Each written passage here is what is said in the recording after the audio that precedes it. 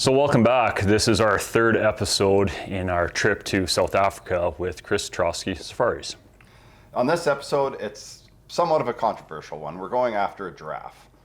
Now, the problem with this giraffe is Chris had it on his property for a brief period of time to breed his cows.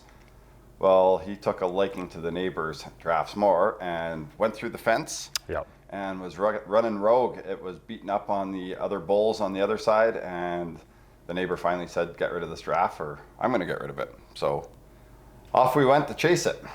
Stick around.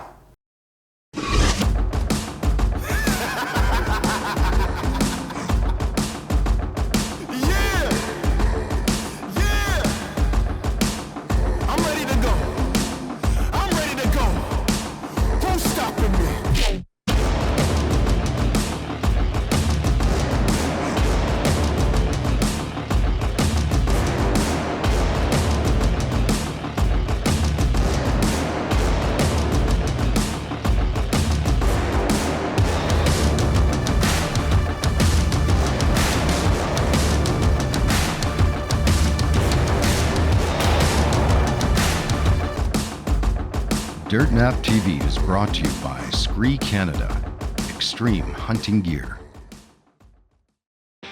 DirtNap TV is brought to you by these fine sponsors: Tooth of the Arrow Broadheads, Victory Archery, Telson, built for the bold, Grizz Targets, Archery World, Alberta's premier archery destination. So in the last couple episodes, you were introduced to Sammy. So he is a game tracker extraordinaire. The best. The best. I mean, following tracks, they move a little bit in the sand. He can tell what kind of animals, which direction it's going. Drops of blood, blood, as he says. It's insane. So when we were out looking for this giraffe, he was sitting on front of the Toyota Land Cruiser. And you know what? Where we were hunting was a huge piece of property. Like, I don't even know how many thousands and thousands of acres of rolling hills. And we would just try to cut a track. And we spent the better half of the day to find our first track that we could cut. Yeah. Pretty cool. Pretty awesome. Talented guy. Amazing. Yeah. My broadhead, can you see it? I have my Arrow 1, which is field points, and then Africa. As you can see here, I have two different arrows in. These are my heavy ones. This is my speed one. So let's make sure I'm set up proper.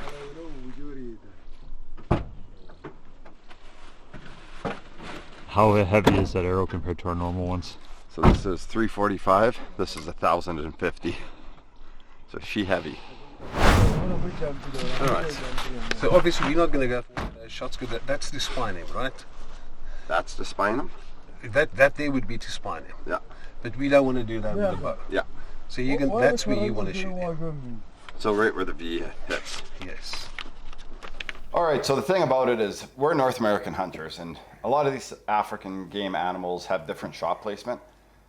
I have no idea where to aim on a giraffe. So luckily Chris had his manual on where to shoot and went through it all with us, and I felt pretty comfortable. The rest was up to me to put the arrow where I was supposed to. Here's the shoulder up there. Oh, so I have this window. Yes, you've got this What? one. How much is that about? Oh no, it's big. Like, so my best friend is to be a little further back than I'm gonna think exactly. initially. Yeah. Exactly. Okay.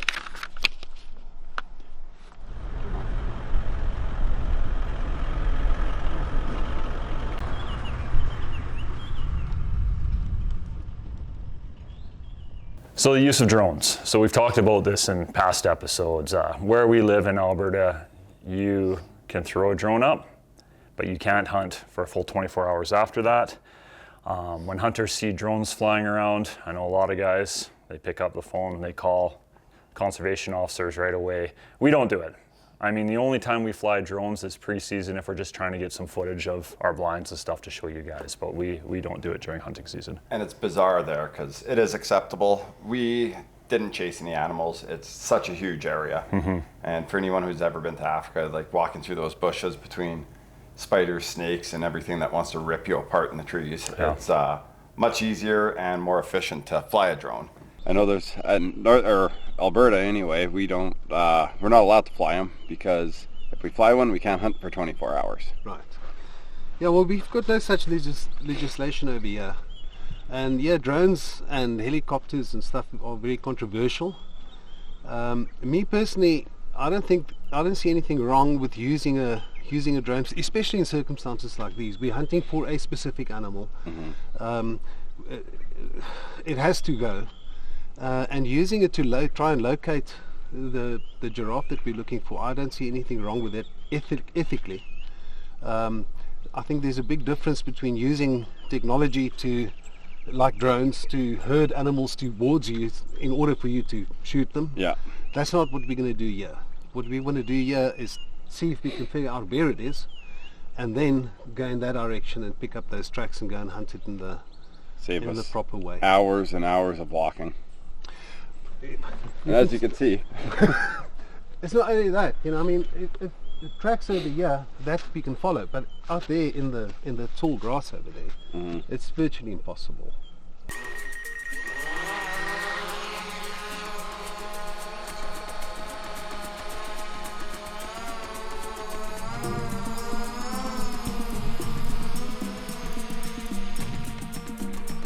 I'm sitting here pretending like I know what I'm looking for.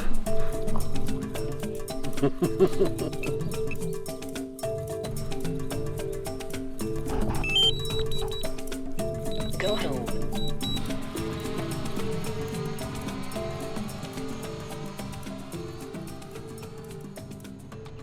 When did they start making computers? Not that long ago. And look what you can do with a computer. Well, I think in the 80s, a computer was almost the size of your house, Exactly. right? Yeah. Now, this watch does everything a computer can do, Exactly. You can even phone with it. right? Amazing. And, what's wrong with using technology for something like hunting, if you think about it? This segment is brought to you by Tacticam, cellular trail cameras. It's going to be tough. It is tough. You can see the type of trees. Every tree here wants to kill you and poke you, but just how thick it is. The spotters we have, the trackers, are doing their best. They were out on the ground looking. We had the drone flying around just trying to locate, but it's crazy thick. So we're gonna do a big tour here. Keep going. It's getting hot, but that won't stop us. It's I've never been in terrain like this. It is some spectacular. Let's keep looking. The home point has been updated. Please take off.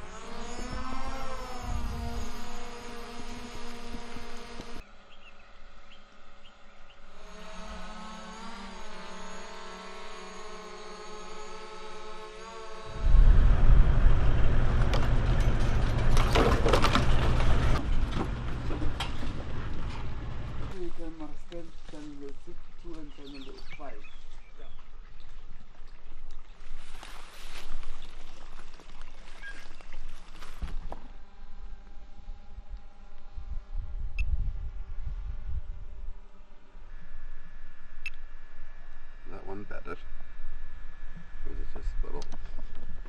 There should be a little one with him, but no. But that one there on the right looks like a dog. So we had multiple attempts with the drone, and when we finally saw them, that bull and that large cow, I guess, he was trying to mate her, and just seeing the clarity of that footage was unreal. It was probably 7 hours into our hunt. We were actually getting close to calling it for the day. And then when Chris did put the drone up and find that bull trying to bow chicka wow, Wow. we knew it was go time. It looks like he wants to mate that thing. Radio, please. Ek gaan nou kyk, ek kan nou nie praat en vlieg op dieselfde tyd nie. Ek gaan nou gou kyk of sien ek jou.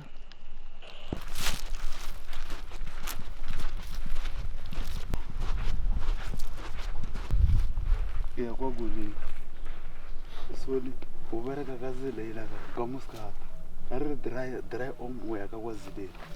Okay, kom ons Die radio is binne in die kar, jy sal hom sien daar, jy moet hom net aanskakel. Hoor. Bull is probeer om patla te maak met daai klip. Okay. Okay. So hoe maak ons kan deur by die bos of ons kan by die spoor is daai kan. Ek dink ons moet op die spoor bly. Okay. Want dit help nie ons gaan deur die bos nie, dan is ons nie weet waar ons gaan nie. Alright.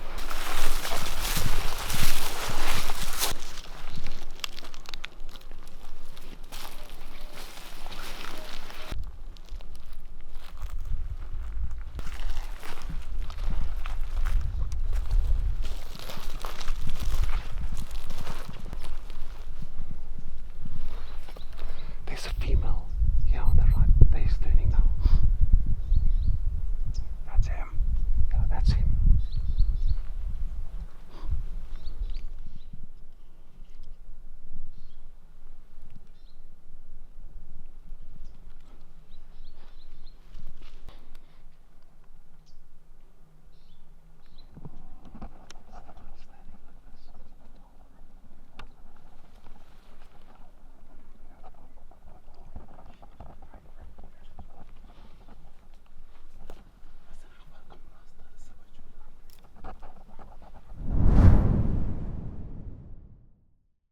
This segment is brought to you by Telson, built for the bold.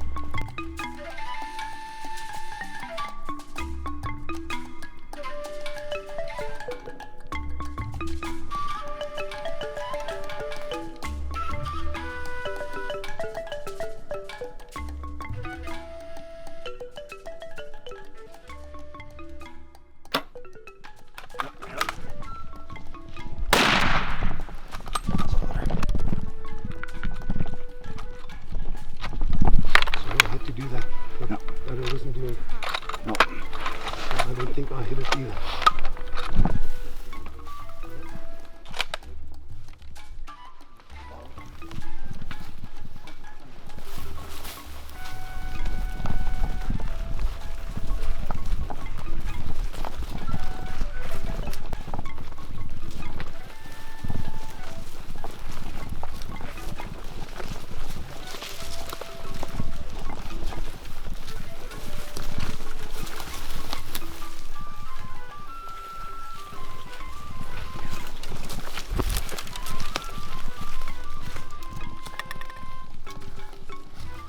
Take them chest on.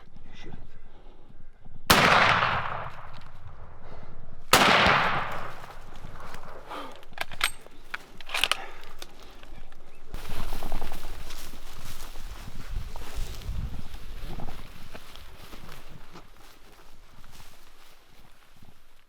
So as you can see on my shot, like I said, I'm probably a foot low. Now keep in mind the kill zone on this thing is about 30 inches. After it was skinned out, it was in the chest and probably a kill shot. But like we said, it is miserable terrain there. And you have to think for every one step a giraffe takes, it's like 15 of ours. Those things can cover ground quickly. So Chris and I had previously talked, once the arrow hits it, put a follow-up shot into it regardless, because we don't want to be running around the countryside. No. And then at that point, I got to get one more chest on with my muzzleloader. And at that point, it ran probably 80 yards. Yeah, probably. But due to how slow a muzzleloader is to reload, I grabbed Chris's rifle just in case. And you know what? We were paused there waiting. There was two bulls, the one that was hit and another one who, as this one was passing along, we'll say, the other bull came in and they had a big fight. And I think it's establishing dominance. So Yeah. After that big guy went down, that other bull lingered around us, basically watching the king fall, and he took over. A bit of a rodeo. Congratulations. Thank Well you. done. Thank you. I know what I did on my bow shot. There's one stick that came out, and I drew, and it was 40 yards on the nose, and I saw that stick, and I was like, ah. So I just came down a little bit, and I knew, you know, in your brain, you know you shouldn't. Yeah. But the line was there. It was just this much too low. Yeah. Okay, Andries, hoe was al die, nee? Good job, trackers. Good job, guys.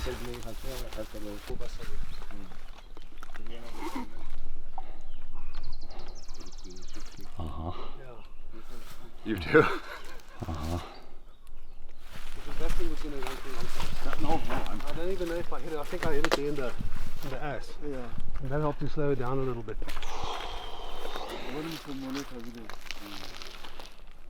Well, anyway, I wonder I'm where. glad that we got this done.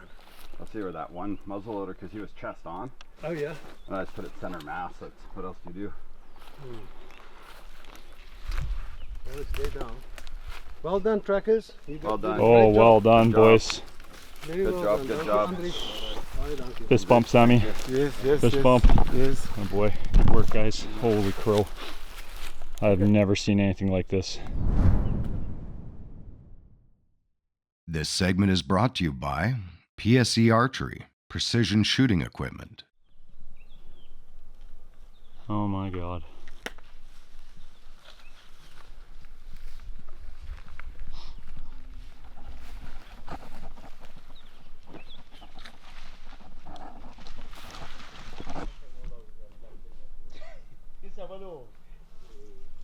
There's no time to eat.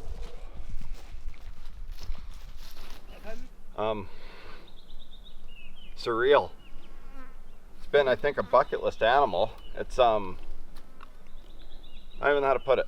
I don't want to say emotional, but it's a little emotional. It's an icon of Africa, and just a big animal. And I don't know, it's surreal. It's unreal. My first shot, as you can see, was low. It needs to be up here, but I had a stick, and my brain told me go lower, and I know better than that, but I did. Nothing I can do about that now. There's another hole right here, which was a follow-up with my muzzle loader, the one that you guys see us shoot all the time. But it's an amazing animal. It's an emotional hunt on my birthday. So I think this is the first animal I've ever shot on my birthday. So yeah, emotional hunt, emotional day. But look at this. Oh, nope, that's bonus.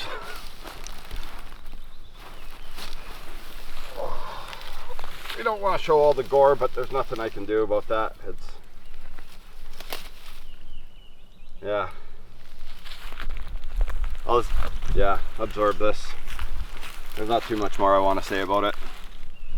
Let's take it all in for the moment.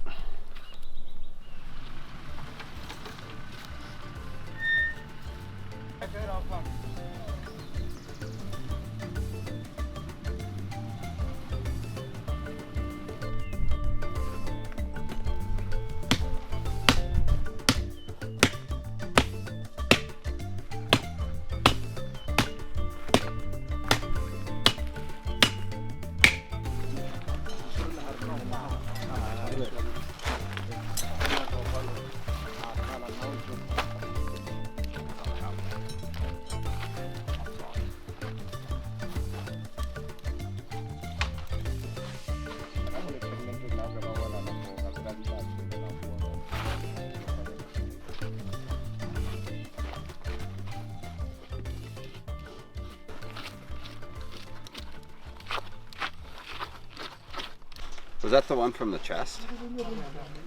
No, this Or is is, that the one from the back? that's the one from the back that went in through the Hip through or the whatever? through the hip, just to slow it down a bit. Barnes DSX. They're a good bullet. Yeah, they're good bullets. Nothing goes to waste. So these gentlemen are harvesting everything from the stomach. There was no organ that was left Maybe the only thing left is the intestine, but we'll see. Maybe they take like here, look at this. A little graphic, but it's reality. How long? Hour and 10 minutes from when they showed up to this. Incredible.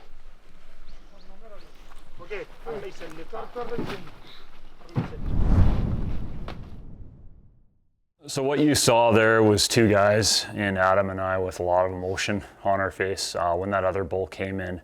It was like Jurassic Park, the movie, right? He came in and it was just like, oh my God, are we gonna get smashed by this thing? It was just, I don't even have words for it. And then when Something Africa Taxidermy showed up, and I think there was 8 or 9 guys that piled out of 2 trucks. How long did that take? It was an hour and 10 minutes from the time they showed up in the truck to the time they drove away. And they showed up, they chopped everything out, like trees, branches, everything, laid down tarps to make sure that the hide was kept intact and in good shape, rolled the giraffe onto a tarp, put another one in, rolled it back, skinned it with precision like I've never seen. Oh man. And once that was done, they broke down that giraffe because every part of that is getting used. Right down, as you can see, to the guts, everything. There was nothing left but what was inside the gut. The stomach lining gets boiled. It's a delicacy there. Yep. It was, I'll never forget it. No, and realistically, if we shoot a deer here, from the time we shoot it till the time we get it broke down is 4 or 5 hours. Yeah, it was. Just an hour and 10 minutes. It was mind-blowing. Box cutters. That's what everything was. They're using box cutters, so incredible. Well, we hope you enjoyed this episode and all our other ones. You can be sure to watch them on our YouTube. Be sure to follow us on our Facebook, Instagram, TikTok, all the social media platforms we're on. And we'll see you next week right here on Dirt Nap TV. Dirt Nap TV is brought to you by these fine sponsors: Battery Boss, Tacticam, Clutch Outdoors, PSE Archery, Precision Driven.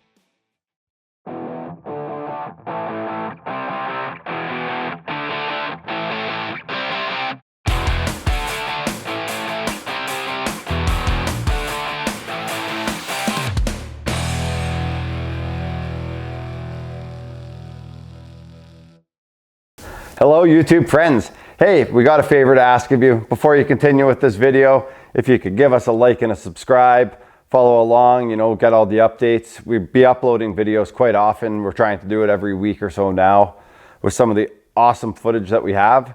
Helps us grow, helps us get our following up, and we're doing this for you guys, and we'd really appreciate the support. This is what helps us grow, and you guys are the ones that can help us get there. So if you could smash that subscribe and like button, we'd appreciate it. Thanks.